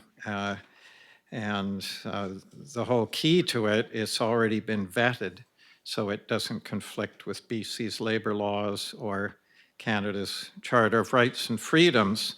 So just for me personally, I don't want to expend much time on this, as all of us members of council already have good conduct, and it simply won't be an issue this term. However, it's up to council what you want to do. For example, the UBCM guidelines do invite council to create their own code of conduct to kind of give steps and so on. But our UBCM one is so well written, I would personally go with that one. So anyway, I just thought I'd make those comments. Thank you. Any additional comments from council? All right, moving on. Now we're on to the elevated crosswalk. Director Coates? In case there is a motion coming forward at the next meeting, I should alert council to the fact that in alternative 1, it does identify that part of the new legislation requires that council have a meeting where before they make a decision of whether to review or renew or adopt the code of conduct, that they first have to have a meeting at which they discuss principles for codes of conduct. So that's just part of the new legislation. Get you. Thank you. Well, in that case, I'll act accordingly. Thank you for pointing that out. Yeah, I think it's probably going to end up on a committee of the whole kind of agenda. Could be a short meeting, could be a long meeting, but it'll be probably headed in that direction. But again, this is just to bring the information forward to council because the clock is ticking on this one. But anyways, moving on, we're on to 12D, elevated crosswalks, Councillor Lerner's recommendation. Go ahead, Councillor Lerner. Thank you. I'll read out the motion that council direct staff to solicit feedback in the next issue of the community newsletter and on the district's website regarding the option of elevating the existing crosswalk at Lantzville Road and Peterson Road. And further, that similar feedback be solicited regarding the elevation of the Dickinson and Lantzville Road crosswalk outside of Municipal Hall, which was already previously directed by council. And the feedback be brought to the March 22nd, 2023 regular meeting of council for consideration. Okay, and that was seconded by Councillor Savage for discussion. Go ahead, Councillor Lerner. Yes, thank you. Well, for me, safety is a top priority, and I see this as a potential safety option, but so is resident consultation and feedback about what the community wants. These two crosswalks are in the 30-kilometer-an-hour zone in the village core. So the other crosswalks in that zone are currently elevated. We passed a previous motion to elevate the crosswalk at Dickinson and Lantzville. I'm curious to hear the community's feedback on that, as well as how that might look or take shape. As well, when it comes to Lantzville Road and Peterson Road, we're seeing an increase in traffic in that area, an increase in pedestrian use, the use by children crossing the street, and also an increase in construction. So I'd like us to make an informed decision about the future plans for this. It seems to me that there was an announcement recently of infrastructure funding from the province. We also have gas tax money for infrastructure that we did not spend elsewhere. So elevating our crosswalk is relatively inexpensive. So it could be an option for us to help keep people a little safer. But I want to hear, maybe some people hate the idea of those elevated bumps in the road. So I'd love to get feedback on this. And since we're already putting out a community newsletter and we already have a district website, it seems like an inexpensive way to invite feedback on this. One other consideration that might be worthwhile would be the current crosswalk at Lantzville School Road, whether that at some point I see a lot of people running into the road because it's a crosswalk. Should there be a crosswalk light there or not, I don't know, but maybe that's a separate motion, I don't know. So that's, or it could be amended to this, but I will leave it there. Thank you. And to the seconder. Yeah, so I'm so pleased you did it this way, Councillor Lerner, getting feedback. It's funny, the little things that get big reaction, and I know that the speed bumps, including sidewalk speed bumps, are certainly something that can get people's emotions going, and I'd like to hear if it's supported or if people feel it's too much, or if they would prefer one or two or whatever. It's just important taking that little extra time, because then when we make the decision, we know that a portion of the community or the community have their support in doing it. So that's great, and I appreciate your thinking of safety. That's high on my list as well, especially safety for kids and pedestrians. So thank you for bringing this up. Okay, additional speakers? I have a few thoughts, but go ahead, Councillor Mundell. I can support this as long as this is what the community is happy with and comfortable with. So I will be looking to hear feedback from whatever engagement methods we decide to go with. Yes, I agree that we need to be mindful of speeding along those areas. And I'm just interested to hear from the community what their thoughts are. So I can support this to move forward. Additional speakers before I share my thoughts. Okay, so yeah, again, I appreciate the spirit of this motion. I agree. Basically, something needs to happen, but I think it's also one of these things. We're limiting the scope obviously to one section of Lantzville Road. So then I start to think, well, what about other major arteries through Lantzville? Do we want to also try and solicit feedback at the same time? Not to complicate things, but why not, try and garner some more feedback or information from the community. And, this motion doesn't speak to anything about putting in, the raised or elevated crosswalk, but it's just kind of a preliminary kind of research thing. So, again, as it stands on its own, that's fine. But I think some residents may, well, hey, I live up on Alds. What about up on Alds? Why aren't you considering that? We have issues up there as well. Why are we being left out? So, perhaps, if people want to also comment on other site areas, and as far as I'm concerned, have at it. The other piece is in terms of, we've heard this before with respect to trying to calm traffic or slow people down, the vertical deflections, maybe don't work. Not always the best option. I think it's just like looking at any kind of, do you want to see traffic calming? I think that's really what it comes down to, is slowing people down. It's the horizontal deflections, as I'm led to believe, are the things that actually slow people down. The speed humps don't always get that intended result. I'm sure people are going to fly along and they're going to smoke them, but as soon as they finish doing that, they're going to speed to the next one and smoke that one, or slow down suddenly and then speed off to the next one.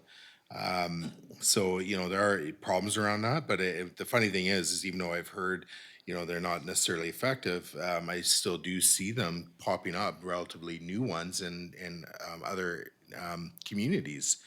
And I even saw one popped out to me not too long ago. It was actually in a bike lane. There was an elevated section of a crosswalk in a bike lane, and I'm 99.9% for sure. That's how I saw it, and I almost need to go back, take a photo of it, so I've got the evidence. But I'm pretty sure it was a speed or like a elevated crosswalk going through a bike lane. Anyways, Michelle crashes through the window late for a council. so, again, as it stands now, I think it's fine. I'm pretty confident that we'll be getting the Community Safety Committee back up and running soon enough anyways, and we'll have an avenue for residents to file their complaints or concerns along, or an avenue for that. So that'll be happening at some point in which we can address issues. So, more recently, just kind of straying a little bit off the topic here, but, the most recent one that went in terms of dealing with a crosswalk was on Alt's Road by Clark Drive. So there's a crosswalk and it's actually a lit one. So when the comment was made, or Councilor Lerner made the comment about, perhaps considering a lit crosswalk, or whatever, flashing light crosswalk, from basically Cawson Hall to the Legion, in that area. I think that's a great idea.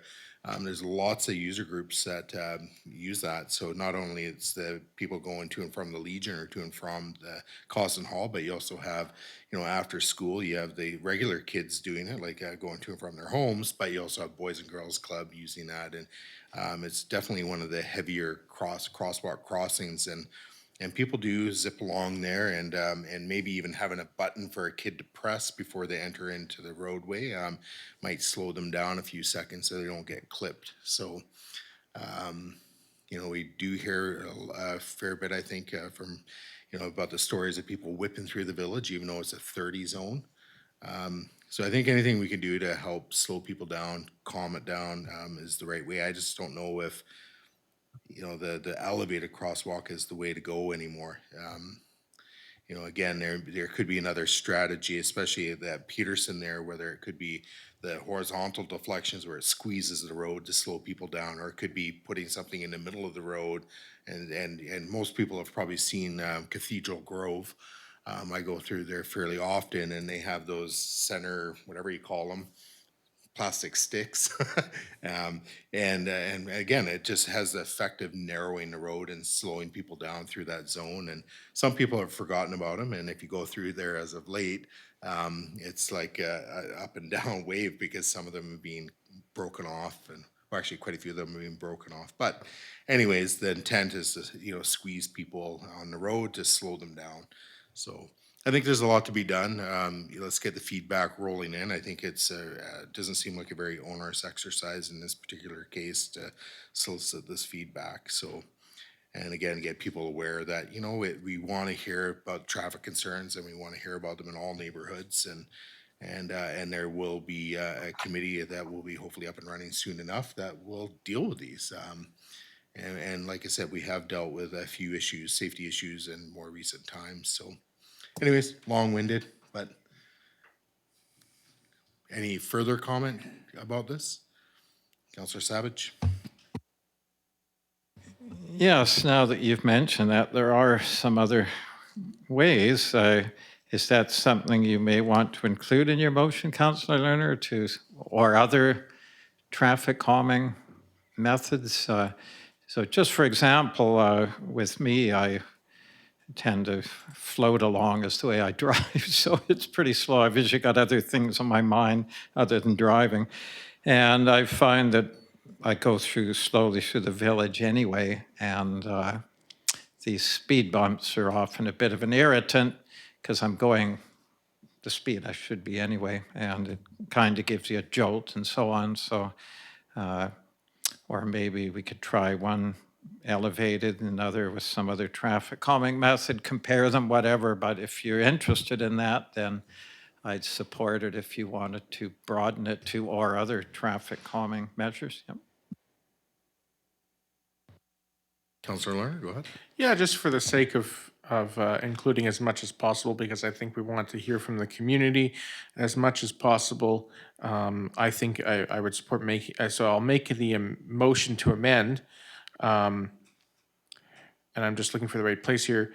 The second to last line, which says previously directed by council, comma, I would just insert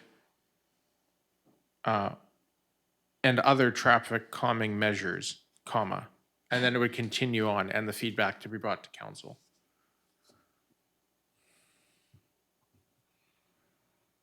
Just making sure Director Coates, you got that in the right spot. Okay. And Councillor Savage is seconding the amendment, speaking further to it if you wish. Oh, I think it's straightforward. Thank you. Councillor Savage.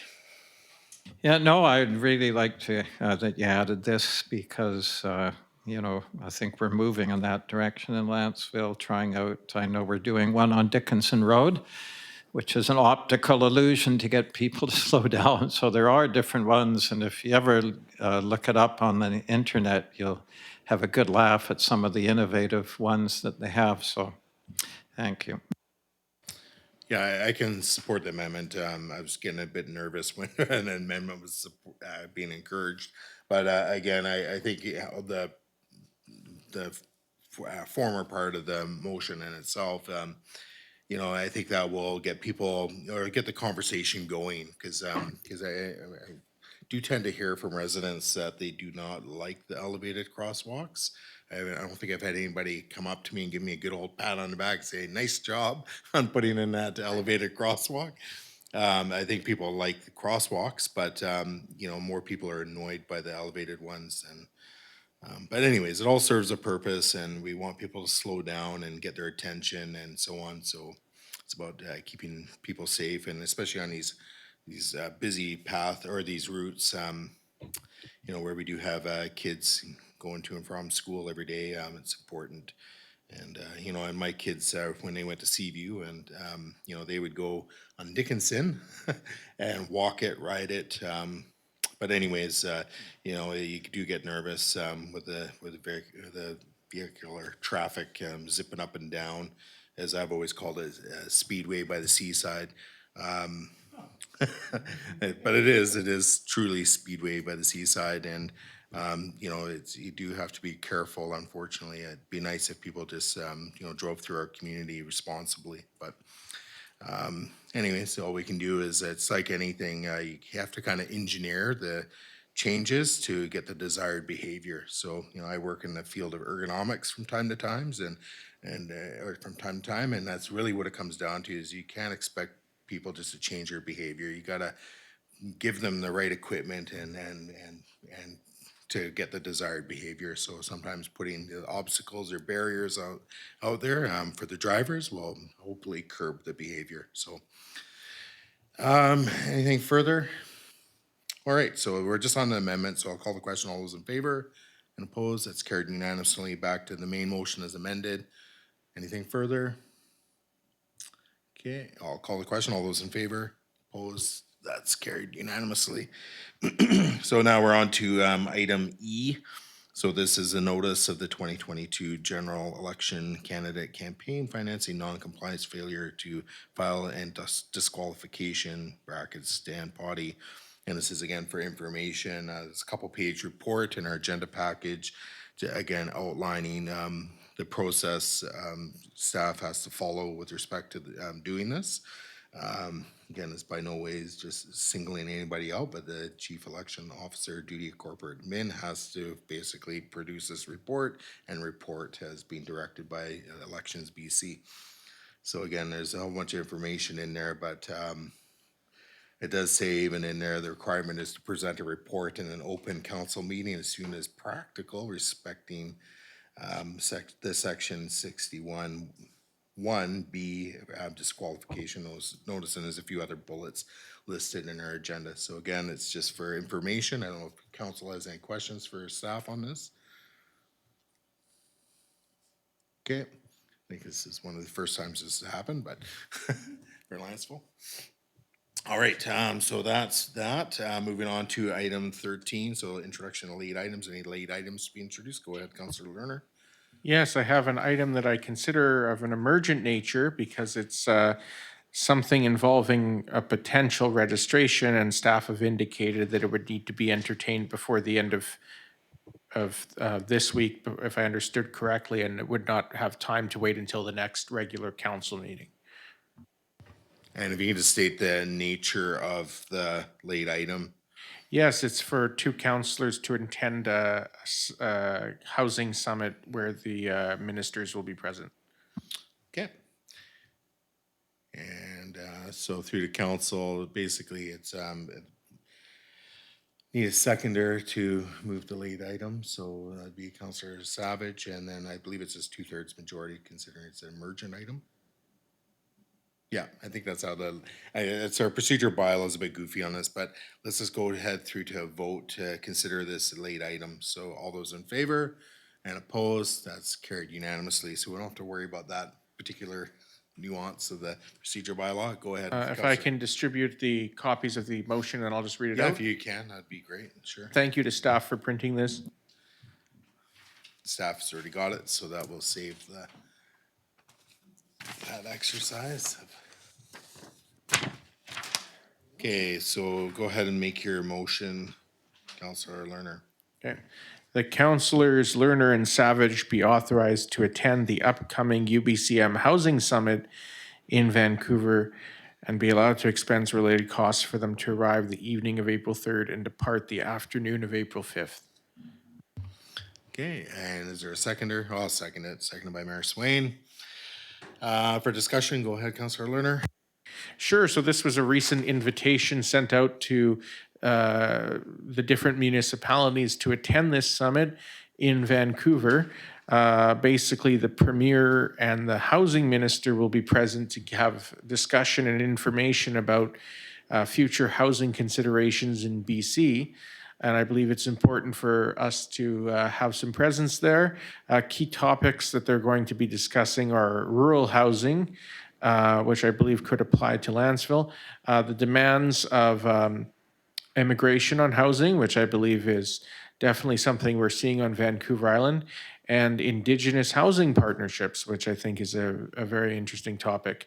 And if I believe that the only implication here, if we arrive the evening before, because it starts very early in the morning, is that we could depart April 5th. The final discussion with the premier is scheduled to end around 3:30, and we do have a 6 o'clock regular council meeting, so either we may have to stay in Vancouver and a little longer and attend by Zoom, or maybe we'll have to be a little late for the meeting. I don't know. I'll leave it to the mayor to determine what the preference. Councillor Savage, if this is approved, I'm happy to carpool and drive to save ferry costs, and I'm happy to share a room, and I will bring earplugs in case I snore. All right, so as a seconder, I don't really have much to say. Is it just the one day? I'm just trying to. Sorry, no, the agenda is all day on April 4th and almost all day on April 5th from So 8. 2 days. Yeah, so it's 2 days, so it would be 2 nights arriving the night before, because I believe it starts at either 8 or 8:30 in the morning, and it goes throughout April 4th, and then it picks up again the next morning on April 5th and goes all the way till 3:30, although these things have a tendency to run a little late. Yeah, fair enough. Yeah, I'm happy that if councillors are willing to attend and do this. It has been a busy few months since being elected, and it continues to be busy. So I would love to say I had the time to attend this myself, but I don't. There's been lots of extra sessions with the RDN and so on. So again, glad we have a couple members of council who are willing to do this and take time out of their lives to attend this important meeting. So anything further? So Councillor Mundell and then Councillor Savage. Just in the interest of being duly diligent, do we know the cost for this conference? That's a good question. So I kind of did a rough estimate. The round trip, my vehicle would be considered a regular vehicle, so it's approximately $150 round trip on the ferry plus mileage. I believe the hotel, I don't know if there's a special rate. It's usually, I think, what, 250, 270 for a shared room? I believe it's around that, but we're splitting it, so Right. it'll just be one room. We'll keep it as cheap as we can. And then I don't know, I'm just trying to find the registration cost unless staff might have that on hand. Yes, it's $350 per person, early bird rate. The hotel is $239 plus 11% tax, times 2 nights, and ferry and meals. All right, and I think some of the meals, I don't know if they're included in the registration, not the lunch or anything like that. I'm not sure. But thank you, I appreciate that. So about, I would estimate approximately $1,000 total. Okay.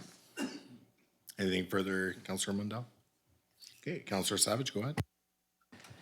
Yeah, I think it's very important to have Lantzville representation here. Both the Premier and the new Housing Minister will be there. Hope we get a chance to meet them. And it's always good just for that, to make connections and so on for the future. But it will be very important for two reasons. One is getting the absolute latest intention of what they're trying to do with housing in BC, and this will be straight from the horse's mouth. And the second is to give input. And one of the inputs I'll be giving is extremely important to include in this process to get some housing up north. And even if the provincial government has to invest in some cheap land and building the houses, do it. And, because the north is just starving for development instead of having it all in the southwest of BC just for money. So it'll be a good chance to give input, to hear what the latest is. So I'm glad we've got two of us going. We'll be well represented there, and I don't think it's a big venue, so it'll be a great opportunity. And we'll keep it as low cost as we can, so thank you. Anything further? Oh, go ahead, Councillor Leonard. So I should just state a clarification. I think it would actually be closer to $1,250, not $1,000, because I forgot the second night, sorry. Okay. All right, then. Unless there's anything new, I'm going to call the question. Okay. Okay, I'm going to call the question. All those in favor and opposed? That's carried unanimously. Okay. All right. So are there any other late items? Okay, any notices of motion? Okay, go ahead, Councillor Jones. Yes, thank you. I'll be making the following motion at the March 8th meeting of council. That council rescind the volunteer and parks motion passed on February 8th, and that staff take no further action at this time with respect to the volunteer and parks motion.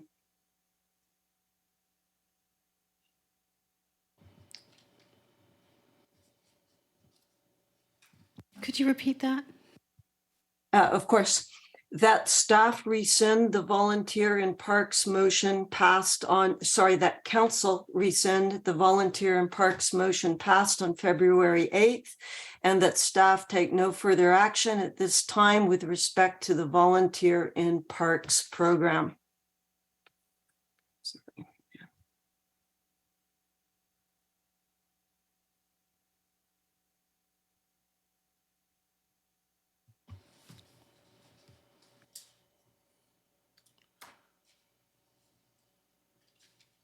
Okay, any other notices of motion? Okay, and do we have anybody register for public clarification? I don't think I see anybody. Okay. And at this point, again, I'll just go back to my other agenda. And I'll just make the motion that the regular council meeting be closed to the public pursuant to sections 91 C, D, E, I, and J of the community charter. Is there a seconder? Second by Councillor Savage. Call the question. All those in favor and opposed, that's carried unanimously. We'll